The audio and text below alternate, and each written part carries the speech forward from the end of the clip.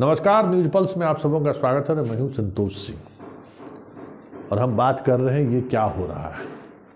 जी हाँ, ये संयोग है या प्रयोग है राजद का। ये संयोग है या प्रयोग है राजद के द्वारा, क्योंकि शुरुआत चंद्रशेखर ने की है। देख रहे हैं, पहली तस्वीर चंद्रशेखर की है।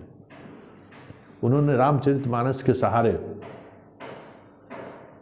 मनुवाद, मनुस्मृति और उन श्लोकों को सामने रखने की कोशिश की, जिससे समाज में जो एक ऊंच और नीच का जो भाव है उस पर हमला बोला जाए।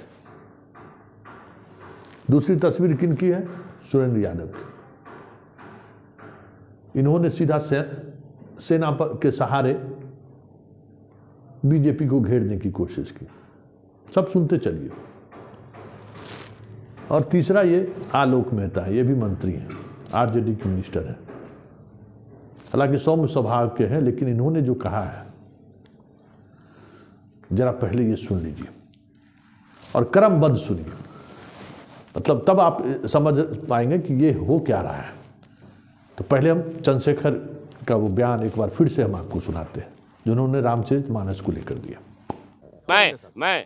मैं इसलिए ये बात कहता हूँ कि इसी चीज़ को कोट करके बाबा साहब अम्बेडकर ने दुनिया के लोगों को बताया।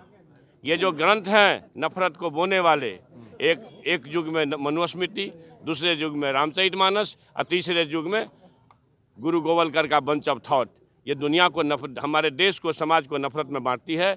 नफरत देश को महान नहीं बनाएगा। जब भी कभी महान बनाएगा तो मोहब्बत ही बनाएगा। 1927 में महान आंदोलन किए थे। तो आपने सुना चंद्रशेखर क्या कह रहे हैं। अब जरा सुरेंद्र यादव का वो बयान सुनिए, जो पुलवामा की घटना के सहारे बीजेपी पर किस तरीके का और किस अंदाज में हमला बोले हैं, जरा ये भी सुन लीजिए। बीजेपी में जब चुनाव आता है तो ज़्यादा से ज़्यादा आर्मी पर हमला करता है। इस बार लगता है कि किसी कंट्री पर हमला करेगा। बीजेपी में जब चुनाव आता है तो ज़्यादा से ज़्यादा आर्मी पर हमला करता है। इस बार लगता है कि किसी कंट्री पर हमला करेगा। बीजेपी में जब चुनाव आता है तो ज़्यादा से ज़्यादा आर्मी पर हमला करता है। इस बार लगता है कि किसी कंट्री पर हमला करेगा। तो आपने सुन लिया। और अब सुनिए आप आलोक मेहता को, मंत्री हैं, भूमि सुधार मंत्री हैं, और इन्होंने तो 5 कदम आगे बढ़कर बोला है। और बोलने का अंदाज, क्या कहना है, उन्होंने इशारों में यहां तक कह डाला कि आज जिसके पास जमीन है वो अपने परिवार के लोगों को तो अंग्रेज को नहीं सौंप दिए। जरा पहले सुनिए, एक एक कर सुनिए कि इन्होंने कहा क्या है। बिहार में सबसे पहले आजादी के बाद जगदेव बाबू ने शुरू की थी। ये वो जमाना था जब हमारे आपके बाप दादों को बरहिया की सड़कों पर जूता पहन के चलना मना था। और बहुत सारे इस इलाके में भी मोहल्ले होंगे जहां पर खटिया पर बैठना मना था। अंग्रेजों ने पहले आजादी के पहले किया और आजादी के बाद अंग्रेजों के दलालों ने किया, जिनको जगदेव बाबू 10% का हिस्सा बताते थे। उन्हीं लोगों के पास सारी जमीनें, उन्हीं लोगों की मिल्कियत। जमीनें कहां से आई? मैं राजस्व और भूमि सुधार मंत्री हूं। मैं देख रहा हूं, खतियान को उधेर कर देख रहा हूं कि जमीनें कहां से आई। बहुत सारे लोगों को तो अंग्रेजों की दलाली के एवज में, जब अंग्रेज जा रहे थे तो उन लोगों ने मुफ्त में या फिर क्या क्या उसके लिए उन्होंने गंवाया होगा पता नहीं, लेकिन सैकड़ों एकड़ जमीन लिख कर चले गए। आपस में नहीं लड़े। जिनसे लड़ना है उनसे लड़ाई जगदेव बाबू लड़ रहे थे, संगठित। तो आपने सुना क्या कहा आलोक मेहता ने। मतलब आरजेडी उस नैरेटिव के सहारे चीजों को बढ़ाना चाह रही है,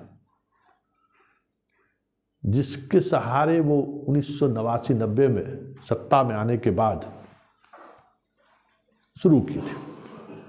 जी हाँ, कास्ट के आधार पर पॉलिटिक्स, अगड़े पिछड़े के आधार पर पॉलिटिक्स, ऊंच नीच के सहारे पॉलिटिक्स। 30 वर्षों से बिहार में यही तो हो रहा है। लालू के समय में अगड़ा पिछड़ा हो रहा था, नीतीश के समय में पिछड़ा अति पिछड़ा महादलित हुआ, और एक बार फिर से उस दौर में बिहार को ले जाने की कोशिश हो रही है, जिस दौर में से पिछले 30 वर्षों से बिहार जूझ रहा है। तो ऐसे में अब नीतीश करेंगे तो करेंगे क्या? नीतीश की पार्टी खामोश क्यों है इस बयान के बाद? वो रामचरितमानस पर जितना आक्रामक थे, इन दोनों के बयान पर आक्रामक क्यों नहीं है? क्या दिखाना चाहते हैं? यही समझने की जरूरत है कि इस प्रदेश की राजनीति को कहां और किस दिशा में ले जाना चाहते हैं, और वो भी ऐसे दौर में जब जातीय जनगणना के प्रथम फेज खत्म हो चुका है। आने वाले समय में दूसरा और तीसरा फेज होना है, जिसमें आपसे पूछा जाएगा कि आपकी जाति क्या है। मतलब 2024 को किस अंदाज में साधने की कोशिश हो रही है, इसको समझने की जरूरत है। और जिस अंदाज में बरहिया के लोगों को टारगेट लिया गया है, जगदेव प्रसाद के सहारे टारगेट लिया गया है, तो ये भी समझिए कि निशाने पर कौन है।